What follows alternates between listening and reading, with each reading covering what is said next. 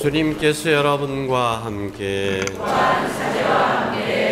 마르코가 전한 거룩한 복음입니다. 주님 영광 받으소서. 가파르나움에서 예수님께서는 곧바로 안식일에 회당에 들어가 가르치셨는데 사람들은 그분의 가르침에 몹시 놀랐다. 그분께서 율법 학자들과 달리 권위를 가지고 가르치셨기 때문이다. 마침 그 회당에 더러운 영이 들린 사람이 있었는데 그가 소리를 지르며 말하였다. 나자렛 사람 예수님, 당신께서 저희와 무슨 상관이 있습니까? 저희를 멸망시키러 오셨습니까? 저는 당신이 누구신지 압니다. 당신은 하느님의 거룩하신 분이십니다. 예수님께서 그에게 조용히 하여라, 그 사람에게서 나가라 하고 꾸짖으시니 더러운 영은 그 사람에게 경련을 일으켜 놓고 큰 소리를 지르며 나갔다. 그래서 사람들이 모두 놀라 이게 어찌 된 일이냐? 새롭고 권위 있는 가르침이다. 저희가 더러운 영들에게 명령하니 그것들도 복종하는구나 하며 서로 물어보았다. 그리하여 그분의 소문이 곧바로 갈릴리아 주변 모든 지방에 두루 퍼져나갔다. 주님의 말씀입니다. 그리스도님 참여합니다. 앉으십시오. 참 예수님, 예수님께서 세례를 받으시고 광야에 가서 유혹을 받으시고 이기시고 난 다음에 바로 복음 선포를 시작하시면서 첫 번째 하시는 일이, 마르코 복음에 따르면 첫 번째 하시는 일이 제자들을 부르시는 것입니다. 먼저 4명의 제자를 부르시죠. 베드로와 안드레아, 그 다음에 야고보, 요한을 부르셨죠. 그 다음에 가파르나움에 들어가셨으니 오늘 복음은 마르코 복음 1장의 얘기입니다. 그러니까 제일 첫 번째 일어난 일이에요. 제자들을 처음으로 4명, 우선 4명을 뽑으시고 그 다음에 바로 가파르나움 안식일에 회당에 들어가셨는데 그때 마침 더러운 영이 걸린 사람이 거기 들어앉아 있었다. 근데 더러운 영이 예수님을 보니까 참을 수 없어가지고 고함을 지르죠. 왜 여기 오셨습니까? 우리를 멸망시키려는 것입니까? 나는 당신이 누구신지 압니다 하고, 사람들은 예수님을 아직 못 알아보고 있는데 악령이 먼저 예수님을 알아보고 당신은 하느님의 거룩한 분이십니다라고 소리를 지르는 거예요. 그때 예수님께서는 조용히 해라, 썩 나가라 하고 야단을 치셨습니다. 악령에게 명령하십니다. 그러자 이 악령이 발작을 일으켜 놓고 큰 소리를 지르고 나갔다 이거예요. 그런데 거기 있던 사람들은 저 사람 누구라 아이고야, 이럴 수가 있냐 이거야. 어떻게 사람이 이 악령에게 명령을 하니까 아이고 알았어, 다 행떠나 복종하느냐 말이야. 이게 도대체 누구냐. 그래서 삽시간에 그 지방에 예수님이 알려지게 된 거예요. 이것은 새롭고 권위 있는 가르침이다. 누가 인간으로서 이렇게 해볼 수 없는 일이다 이거. 그래서 그 다음부터는 예수님께서는 여기 병자들을 고쳐주시기도 하고 사람들에게 복음을 전파하십니다. 그런데 예수님께서 첫 번째로 하신 일, 하늘나라의 복음을 선포하셨다. 그러면서 제일 먼저 하시는 일이 더러운 악령을 쫓아내시는 일이다. 그럼 여기 여러분들은 예수님께서 더러운 악령이 들린 사람을 쫓아내셨다라는 그 말씀을 듣고 그 장면을 생각해 보면서 어떤 느낌이 드십니까? 달콤한 느낌이 듭니까? 두려운 느낌? 뭔가 낯선 느낌? 사람마다 신앙의 체험에 따라서 좀 다를 겁니다. 악령을 쫓아내시는 예수님. 그런데 사실 하느님 나라와 반대되는 개념이라고 한다면 뭐겠어요? 악령이 다스리는 나라라고 할 수 있겠죠. 다른 말로 표현하면 예수님께서 오신 이유는 우리를 악령의 속박에서, 악령의 지배에서 구출해 주셔서 우리 하느님의 나라로 이끌어 주시기 위한 것이다. 우리는 세례를 통해서 예수 그리스도의 십자가의 피를 통해서 악령으로부터 해방된 사람들이다. 그런데 이 악령으로부터의 해방이라고 하는 것은 한순간에 이루어지기는 하지만 그러나 여전히 이 악령들이 우리를 포기하지 않는다. 언제까지? 우리가 죽을 때까지 포기하지 않고 계속해서 다시 악령의 나라로 이끌어 가려고 노력한다는 것이죠. 그런 점에서 우리는 악령으로부터 완전히 자유로운 사람은 단 한 사람도 없다고 보아야 합니다. 그런데 그러면 악령이 우리들을 이렇게 괴롭히는데 어떻게 하면 좋겠느냐? 처음부터 인류가 탄생했던 아담과 하와가 하나님께로부터 지음을 받았던 그 순간부터 악마는 우리를 하나님에게서 떼어놓으려고 유혹을 하는 것입니다. 그래서 악마의 첫 번째 이름은 유혹하는 자, 시험하는 자, 그리고 우리를 속이는 자, 사기꾼이다. 이런 뜻을 가지고 있는 거예요. 네, 그러면 분명해집니다. 이렇게 우리에게 끊임없이 다가오는 악령을 우리가 받아들이지 않고 이것을 완전히 쫓아버리려면, 또 우리가 한번 무의식 중에 경계심이 늦춰져 가지고 악마가 우리에게 들어와 버렸다. 그렇더라도 걱정할 것이 없다는 것이죠. 쫓아내버리면 됩니다. 여러분, 악령을 쫓아내는 권한을 사도들에게 주셨다고 했을 때 여러분 어떤 느낌이 드십니까? 아니, 그건 신부님이나 수녀님이나 특별한 은사를 받은 사람한테나 있는 것이지 내가 무슨 악령을 쫓아내? 아닙니다. 이것은 또 악령이 우리에게 집어넣어주는 생각입니다. 너는 나 못 쫓아내. 너는 나 못 쫓아내. 너의 힘은 나하고 상대가 안 돼 하는 이야기죠. 예수님께서 당신 제자들에게 악령을 쫓아내는 권한을 주셨다는 것은 우리가 그런 권한을 받았다는 이야기입니다. 두려워하지 마십시오.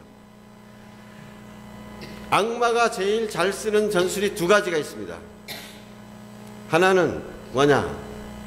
자신의 존재를 감추려고 하는 거예요. 에이, 요즘 세상에 무슨 악령이 있냐 이거지. 아담과 천지 창조했을 때 뱀이 뭐 아담과 하와에게 뭐 이야기했다 그러면 그거 옛날 이야기고, 그때는 하나님이 뭐 산보하시다가 아담아 너 어디시냐 이렇게 생각하던 시절이고, 그게 그런 하나님이 아닌 만큼 악마도 뭐 그렇게 우리들한테 나타나고 이렇게 하는 거 아니다. 다 그 옛날 신화적인 표현일 뿐이다. 세상에 악마란 없다. 이렇게 주장하는 것입니다. 악마가 없다고 생각하면 악마에 대한 경계심을 자연히 풀어버리게 되죠. 악마가 활개치고 우리를 유혹할 수 있는 터전이 마련되는 게 가장 좋은 게 세상에 악마는 존재하지 않는다는 전술입니다. 여러분, 근데 이 전술이 상당히 많이 먹혀 들어가고 있습니다. 우리 교우들 중에서도 조금 좀 공부를 좀 많이 했다 싶은 분들은 에이, 요즘 세상에 무슨 마귀 얘기하십니까? 여러분, 사실 그렇잖아요. 제가 여기 와가지고 마귀에 대해서 얘기해 본 적이 몇 번이나 됩니까? 1년에 55주간인데 그래서 벌써 3년이 지났으니까 벌써 150주간, 170시간 주간이 됐는데 강론 때 악마에 대해서 얘기한 것이 한두 번밖에 없습니다. 다른 사람들은 또 1년 지나가도 악마 뭐 이게 이런 마귀 이런 데 대해서 전혀 이야기하지 않습니다. 성당 안에서도. 그런데 이건 악마의 교묘한 전술이라는 것입니다. 악마에 대해서 의식하지 못하게 만들어버리는 것입니다. 여러분, 혹시 프리메이슨이라는 얘기 들어보셨어요? 프리메이슨. 이 하느님에게 적대하는 세력들이 있습니다. 악마를 숭상하는 악마 숭배자들이 그룹이 따로 있어요. 그 영화에만 나오는 얘기가 아닙니다. 실제로 그런 사람들이 조직이 있습니다. 그런 조직 가운데서 세상에는 인본주의, 그 계몽주의 이런 탈을 쓰고 교회에서 얘기하는 그 신은 잘못됐다. 우리가 주장하는 이 신, 이 진리의 신, 이 이지적인 신, 이런 신을 섬겨야 된다고 막 포장하면서 실제로는 악마를 숭상하게 만드는 세력이, 조직들이 몇 가지가 있는데 그 중에 가장 대표적인 것이 프리메이슨이라는 조직입니다. 이 프리메이슨에서 볼 때 가장 자기네들이 제일 먼저 싸워야 될 강력한 조직은 가톨릭 교회라는 것입니다. 그래서 틈만 나면 가톨릭 교회를 중상모략하고 가톨릭 교회를 붕괴시키려고 하는데, 가톨릭 교회의 가장 중요한 것 중에 하나가 뭐냐면 성체성사입니다. 그 다음에 고해성사입니다. 그 다음에 성모님 공경입니다. 근데 이걸 어떻게 하면 약화시키려고 그래요. 자꾸 성체라는 건 그냥 상징일 뿐이다 라고 하고, 뭐 고해성사, 그거 뭐 사람에게 뭐 그렇게 꼭 그 자주 받을 필요가 있느냐, 마음으로 뉘우치면 그만이지, 이렇게 하고, 그 다음에 성모님 공경하는 것도 자꾸 약화시키려고 하는 것이 이 프리메이슨의 계략입니다. 근데 이 사람들의 계략 중에 또 가장 중요한 것이 하나가 악마의 존재를 신자들이 의식하지 못하게 만드는 것입니다. 근데 십자가의 길을 하다 보면 여러분, 십자가의 길을 할 때도요, 자, 예전의 기도문에는 이렇게 되어 있습니다. 악마와 간교한 이 육체와 이 세속과 간교한 악마의 간교한 유혹에서 우리를 구해 주소서. 이렇게 옛날 기도문에는 되어 있는데 몇 년 전에 기도문을 싹 바꾸면서 세속과 육체에 대한 이야기는 하고 악마는 싹 빼져버렸어요. 누가 어떤 경로로 해서 갑자기 악마가 마귀가 빠져버렸는지 모릅니다. 이런 것들이 어쨌든 우리가 모르는 사이에 이렇게 실제로 계획을 성공시키는 일도 있다라는 것입니다. 그래서 우리는 악마의 존재에 대해서 늘 민감하게 깨어 있어야 된다. 분별할 줄 알아야 된다라는 거예요. 악마가 우리들에게 수없이 텔레비 광고를 통해서도 이야기하고, 이웃집 아줌마를 통해서도 얘기하고, 대학 교수의 입을 통해서도 얘기하고, 뭐 정치인의 입을 통해서도 이야기하고, 그런 이야기 중에서 어느 게 악마가 하는 말인지, 어느 게 성령의 이끄심에 따른 것인지를 분별하지 않고 그냥 멍하니 듣고 있으면 나도 모르는 사이에 그것들을 받아들이는 것이 되고 만다. 깨어있으라는 말은 그것이죠. 늘 영에 깨어 있어야 된다는 말은 하느님께 마음을 향하고 있어야 된다. 하느님께 마음을 향하는 가장 좋은 방법, 가장 확실한 방법은 뭡니까? 기도하는 것이죠. 기도하지 않는 사람은 악과 싸워서 이길 수가 없습니다. 기도하지 않고 어떻게 우리가 이길 수 있겠습니까? 그런데 기도 중에서도 가장 중요한 기도, 그리고 또 가장 효과 있는 기도는 무엇이냐? 겸손의 기도입니다.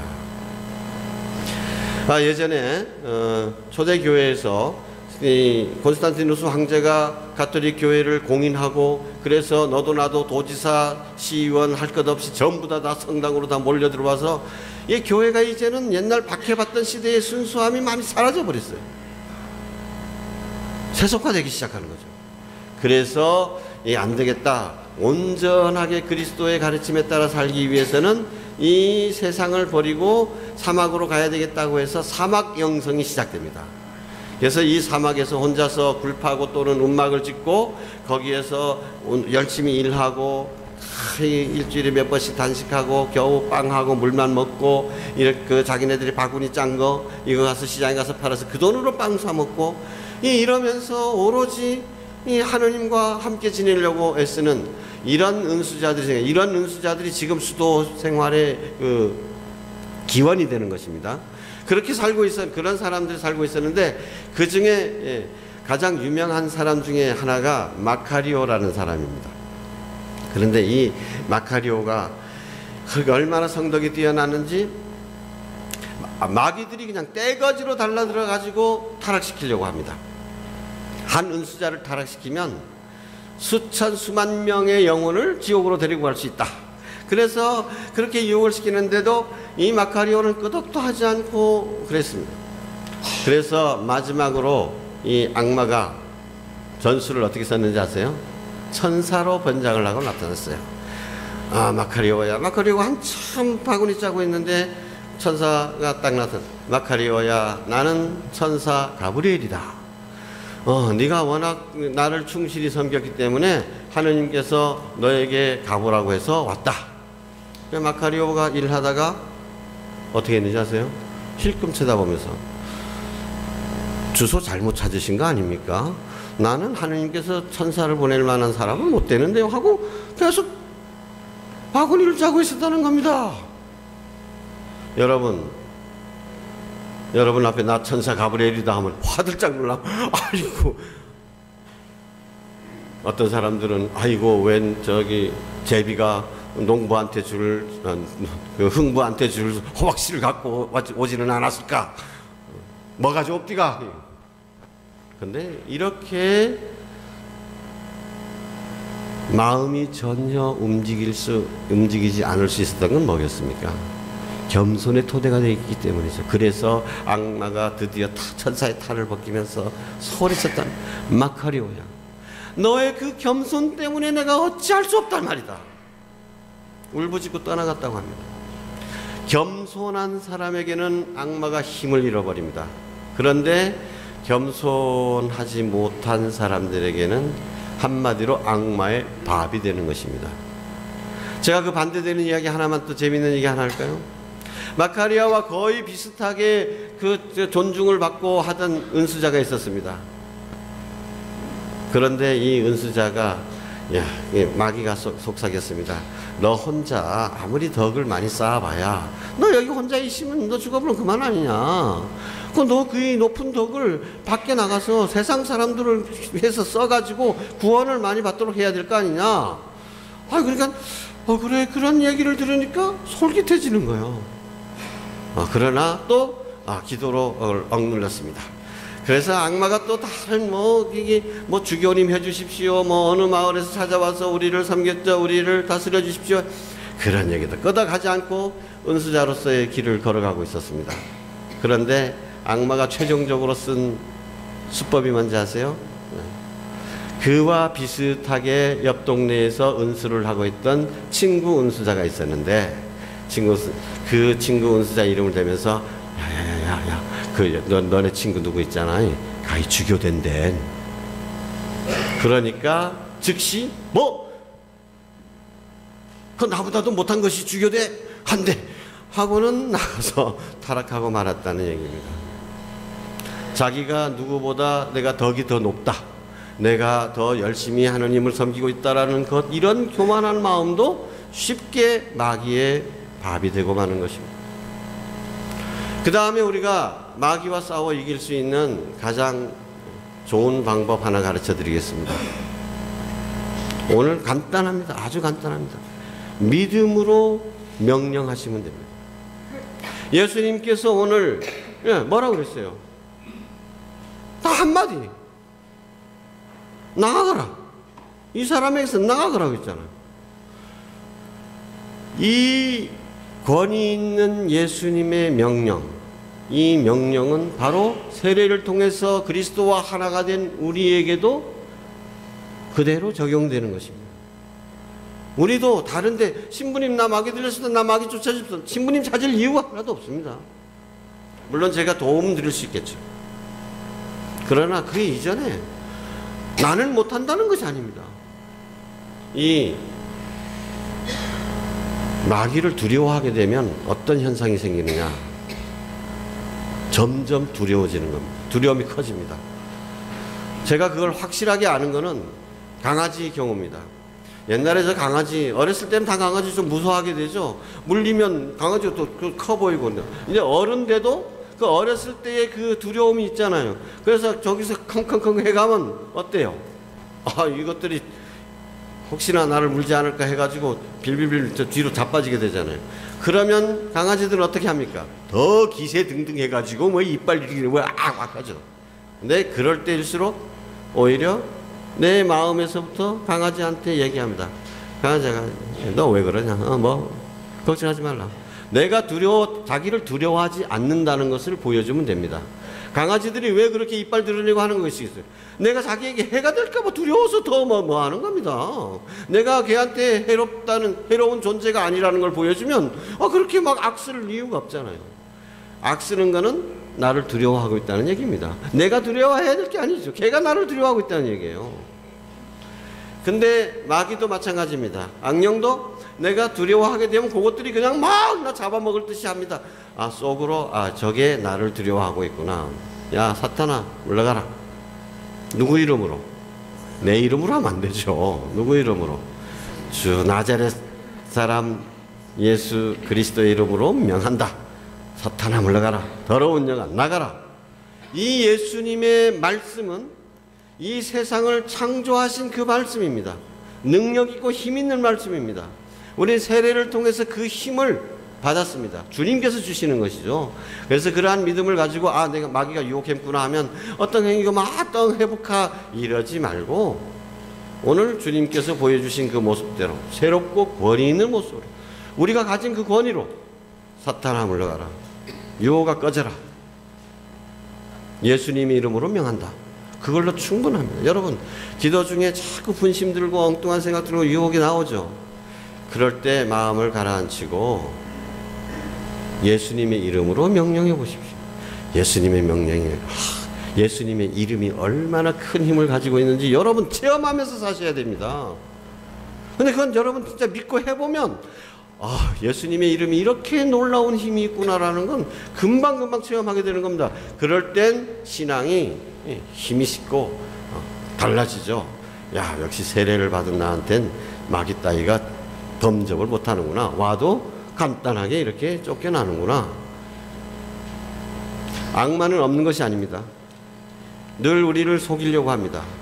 그러나 겸손한 기도, 그 다음에 예수님의 말씀의 능력에 대한 믿음만 있으면 우리는 쉽게 이 악마와 싸움에서 이길 수 있습니다. 늘 승리하는 여러분이 되시기를 바랍니다. 아멘.